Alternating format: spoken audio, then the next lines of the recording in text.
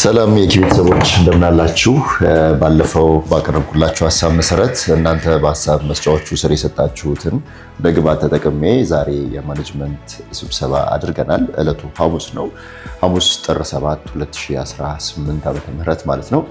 በዛው መሰረት እንግዲህ እናንተ በሰጣችሁት ሐሳብ እንደዚሁም ደግሞ እኔም ይዤ በገባሁት የተለያዩ ውይይቶችን አድርገናል።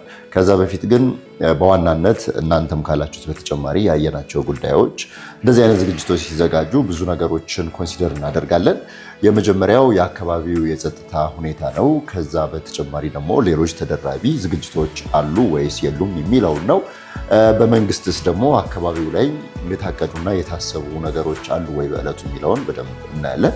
ወቅቱ የጥምቀት በዓል እንደመሆኑ መጠን እንደምናውቀው ጥምቀት በኢትዮጵያ ኦርቶዶክስ ተዋሕዶ ቤተክርስቲያን በጣም ትልቅ በዓል ነው። አበይት ከሚባሉት ውስጥ አንዱ ነው። የአካባቢ ወጣቶች አካባቢያቸውን በማጽዳት ለአካባቢው የተለየ እንክብካቤም ጭምር የሚያደርጉበት ሰዓት ነው። ያንንም ታሳቢ በማድረግና ሌሎች ተያያዥ ጉዳዮችን በማየት እንደ ግብዓት ተጠቅመናቸው ውሳኔ ያስተላልፈናል። ሌላኛው መቼም በዕለቱ የምናከናውነው የመሰረተ ድንጋይ ማስቀመጥ እና የግንባታ ማስጀመር መርሃ ግብር እንደመሆኑ መጠን በካሜራ ብቻ የምንቀርጸው በቂ ስላልሆነ ድሮን መጠቀማችን ስለማይቀር ድሮን ለመጠቀም ደግሞ የድሮን ፍቃድ ያስፈልጋል። ኦልሬዲ ፍቃዱ በእርግጥ አለን፣ ግን አሁንም ጥር 9 ብለን ያቀርነው የበዓል ሰሞኑ ከመሆኑ ጋር በተያያዘ እሱም ላይ እንደዚሁ እክል ሊገጥመን ስለሚችል እሱንም በሌላው አንግል ተመልክተናል።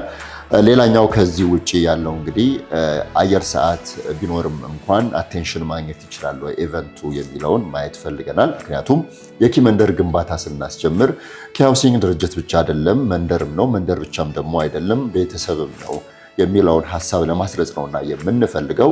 ያንን ለማድረግ በሶሻል ሚዲያውም ይሁን በዋናው ሚዲያ በተለይ በአጋር ተቋማችን በአባይ ቲቪ በሚኖረው መርሃ ግብር ላይ አቴንሽን ማግኘት እንችላለን ወይ ወቅቱ የበዓል ከመሆኑ ጋር በተያያዘ የሚለውን እሱም ኮንሲደር አድርገን እነዚህን ሁሉ መነሻዎች እና የእናንተንም ሀሳብ ደግሞ በዋናነት ግብዓት በማድረግ ዕለቱ ጥር 23 2018 ዓ.ም በዕለተ ቅዳሜ እንዲሆን ወስነናል። በዚሁ መሰረት የኪ ሃውሲንግ መንደር ግንባታ የሚጀምረው ታሪካዊው ቀን ጥር 23 2018 ዓ.ም እንዲሆን አድርገናል። እዚህ ላይ ለተሳተፋችሁ፣ ሀሳባችሁን በቅንነት ለሰጣችሁ፣ ለተረዳችሁና ነገሩ ለገባችሁ በጠቅላላ እንደዚሁም ያልተረዳችሁ ማብራሪያ ለጠየቃችሁ ይህ ቪዲዮ መልስ ይሆናል። ምስጋናም ጭምር አንድ ላይ ማለት ነው።